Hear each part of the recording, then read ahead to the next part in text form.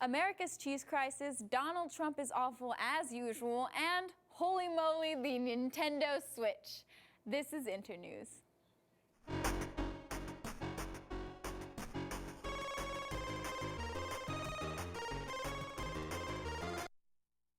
Hello and welcome to another episode of Internews. I'm your host, Kim Wilborn. First up today is dogs, and more dogs. The most precious and purest creatures on earth are here to warm our hearts again as the Halloween season approaches. Are you one of those people that say Halloween isn't for you? Scared of the horror movies and gory costumes? Fear not, I have something that can make you love the holiday again. Puppies. If you've never seen dogs dressed up as puppies, you are in for a real treat. There's dozens of costume ideas for pups ranging anywhere from Yoda to a banana. Are you the proud owner of a dachshund? Why don't you try a hot dog costume? Think your golden retriever is too big for a whimsical costume? Oh boy, are you wrong. Throw on a fake mane and boom, he's a lion. There is literally no dog too small or too big to be festive this Halloween season. I'm serious. Look at these dogs in costumes and don't tell me your life just got 90 times more wonderful, because it did, and you know it. And if you don't think dogs are enough to feel your spirit lifted and your sins resented, then please feel free to hashtag treat yourself. Because if you carelessly spent money on October 13th, there's a high chance that Tom Haverford and Donna Meagle were standing behind you all day whispering, treat yourself, into your ear. That's right, fans of Amy Poehler's Parks and Recreation. The 13th was Treat Yourself Day, paying homage to the one day a year that Tom and Donna go all out and treat themselves to anything they want for a whole 24 hours. Fans took to Twitter using the hashtag #TreatYourself to post gifs of the show and reminisce on the characters that changed their whole perception of a normal October day. They also posted about all of the awesome things they did to celebrate the day, which included one user tweeting a picture of a cake with the caption, "We bought this expensive cake. Should we eat the whole thing?" All we can say to that Twitter user is treat yourself. Now let's move on to our technology news of these last 2 weeks. Apple has announced that its stores will no longer be repairing the iPhone 4 and the 13th-inch MacBook Air from 2010. They've officially labeled these products as vintage. Yes, that means that things that came out 5 years ago are now vintage. Does this mean my 5-year-old cousin is vintage now? Will hipsters want to buy her now? These are important questions. Let's just pray for those of us who still had iPhone 4s or those old 2010 MacBooks, because I gotta be honest, how the heck are those things still running? My MacBook from just 2 freaking years ago runs about as fast as my grandmother if she were running through a pool of Jell-O. Either way, be prepared for Apple to slowly but surely phase out all the old Apple products we still hold near and dear, because now we're entering the age of no headphone jacks and iOS 10. So we can guarantee Apple will drag us and our wallets kicking and screaming into this new age of new technology. And finally, the best news I've ever gotten in my life, and yes, I'm counting the birth of my firstborn behind this. This morning, Nintendo released the preview trailer for their new revolutionary console, the Nintendo Switch. This thing is the Voltron of gaming. It is a home console / portable console hybrid. The center tablet acts as the brain of the system, while in home mode, it connects to your television via its charging dock. While on the go, simply take the tablet with you and play the same game. Do you know what this means? No, I'm serious. Do you realize what this means? The gap in quality between home systems and portable games are over. No longer will I be a loser playing Skyrim in my mom's basement. No, I will be a loser playing Skyrim outside. Anyways, the tablet can be controlled independently of controllers. But if that's not your thing, the Nintendo Switch can use a traditional Pro controller, or simply slide off the Joy controllers from either side of the tablet and play split screen with a buddy. What will Nintendo do with this powerhouse of a portable console? I don't know. Now, while I'm going off to make a shrine to the Nintendo Switch, let's now go to our meme segment to hear about what the greatest meme of the last 2 weeks was. We have one more question from Ken Bone about energy policy. Ken? What steps will your energy policy take to meet our energy needs, while at the same time remaining environmentally friendly and minimizing job loss for fossil power plant workers? What makes Ken Bone so awesome? America instantly fell in love. From his question to the disposable camera he whipped out at the end of the debate to capture his experience. When did you find out that you'd suddenly become famous? I don't see how I could not have worn the red sweater this morning. It's more famous than me. I just had to bring myself along. That was actually his backup outfit after he says he split his pants to his olive-colored suit. If the Smithsonian asks, will you give that sweater to them?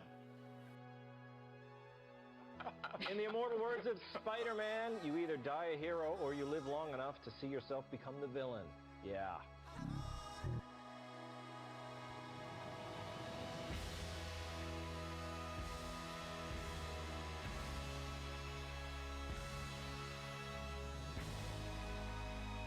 Among the revelations, he likes Dragon Ball Z. He's naked. Says Trayvon Martin's death was justified. Committed felony insurance fraud and loves porn featuring pregnant women, referring to them as.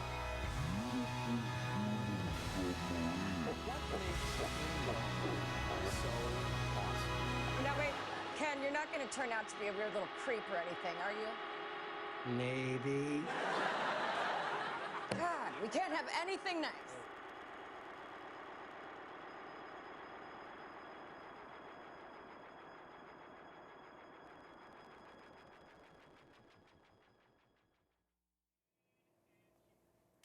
Wow, just wow. The rise and fall of our nation coinciding with the rise and fall of Kenneth Bone. That's beauty right there, folks. It can only go uphill from here, right? Or can it? Let's go to our Twitter Trump correspondent of the week, Jessica Shortabani, because apparently a ripe 70-year-old orange gremlin of a man just can't stay out of the news. Trust me, guys, we really don't want to cover this either, but yet here we are. 2016, the year of the monkey, and also the year we all board a bus to be flung into the fiery ball that is the sun. Yes, that's right, this year is cursed, and I'm praying to the gods of 2017 to have mercy on our souls. Now, let's talk about Trump. Hashtag Trump Dr. Seuss was trending on Twitter last week, and this one, ladies and gents, we don't even have to try to make fun of it. The American people took to Twitter to remind the world again that we're not all blinded by Trump's utterly incandescent hair. Some truly golden, and I don't mean Trump tan golden, I mean like real golden, examples of Trump Dr. Seuss wit included: you cannot touch me here or there, you cannot touch me anywhere. I do not like your tiny hands, I do not like them, orange man. And the more simple but still effective, hop on pop, Ivanka. Oh, the places you'll go when Trump is president. Canada, maybe?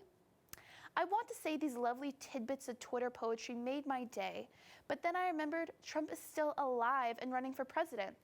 And so the American political nightmare continues. Speaking of nightmares, just when you thought Trump supporters couldn't get any worse, on October 12th, the hashtag #RepealThe19th was trending. Yes, you heard that correctly. Some of Donald Trump's more radical supporters are calling for the 19th Amendment to be repealed after an analysis came out that Trump would only win if men were able to vote on November 8th. This was shocking to me for a few reasons. First of all, I'm pretty sure Donald Trump convinced all of his supporters to vote on the 28th, and I thought we were going to let them run with that. Second, the sheer fact that Trump supporters can name an amendment that isn't the second is baffling to me. Third, what the hell, America? Remember when your good old friend Donald Trump said that climate change was a hoax caused by China? I mean, China? Well, apparently now Australia is in on the fun, but the Great Barrier Reef doesn't think it's very funny. Yes, scientists have been on the case of the deterioration of the Great Barrier Reef for about 6 months now. But of course, Americans didn't really care until it was trending on Facebook last week, accompanied by pictures. Because pictures are necessary for making sure things are not hoaxes from China. Apparently, the pictures were courtesy of a man named Richard Ververs, whose actual job it is to take pictures of dying coral reefs. How depressing. But at least someone benefits from the world literally going down in flames.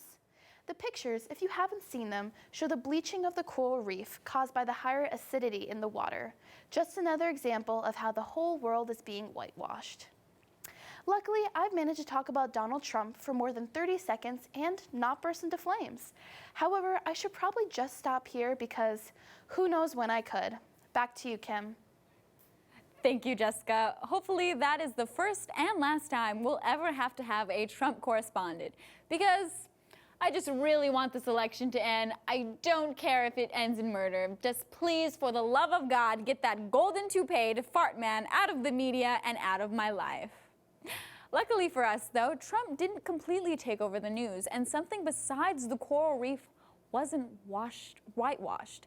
Coming to theaters in 2018, 2 hours of milking one of Walt Disney's pre-established cash cows.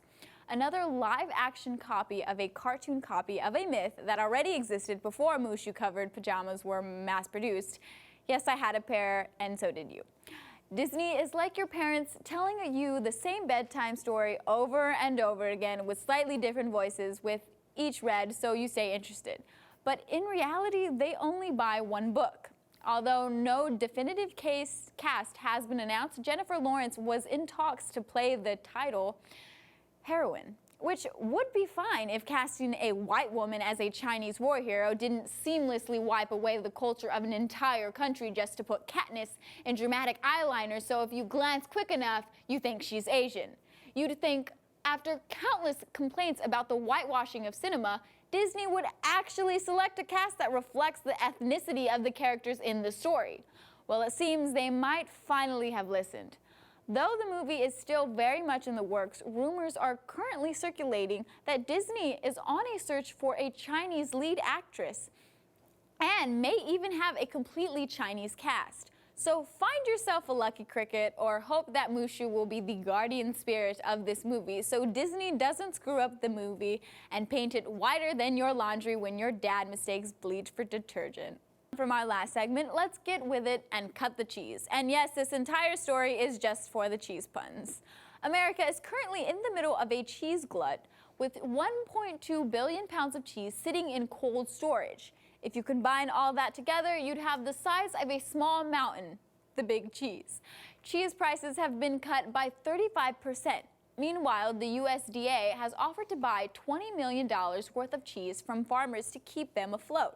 Economists say, like Swiss, this theory is full of holes and creates an artificial demand. On the other hand, dairy farmers say there's no use crying over spilt milk. But dairy farmers have already received excessive support from the USDA, even getting their own department, the DMI, dedicated to getting Americans to consume more dairy. If the DMI sounds like a cross between BMI and DMV, you'd be right, because the Dairy Management Inc. contributes to American obesity and creates lines that never move, aka your arteries.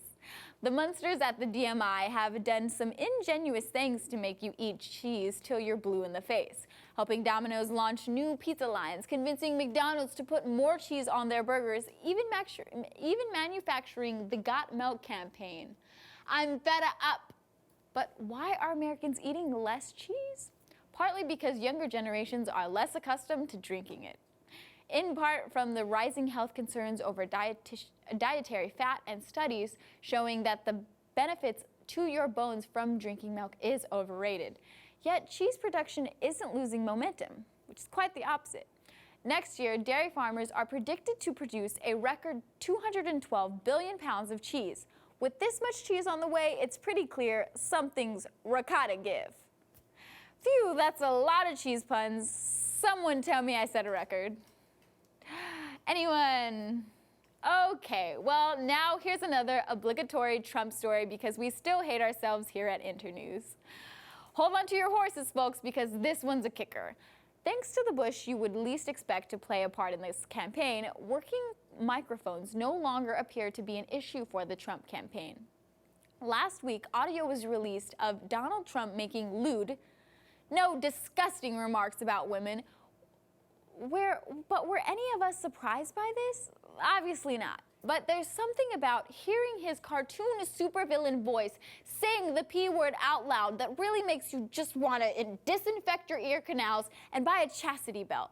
It's all so gross. I mean, between all of the sexist, racist, and horrible things that have come out of his mouth this election alone, there are not enough Tic Tacs in the world to make the thought of him kissing someone even remotely okay. And unfortunately, that thought is burned into my brain thanks to the audio. The grossest part might have been the apology, though. Locker room talk? What locker rooms are you hanging out in? The one at the Sexual Assault Country Club for billionaires? And we're supposed to think it's forgivable because it was 10 years ago? You were 59. A few months after that, you would be qualified to get a senior discount at my local movie theater. Donald Trump, you disgust me. But on the upside, the GOP has released a Republican-themed rendition of the Nutcracker, the Pussy Grabber. Well, that wraps it up, folks. We're all out of time, and if I have to talk about anything political for another second, I'm going to have to eat a bar of soap. Stay tuned for our next episode, which we promise will include a lot less Trump. I'm Kim Wilborn, and thank you for watching Internews.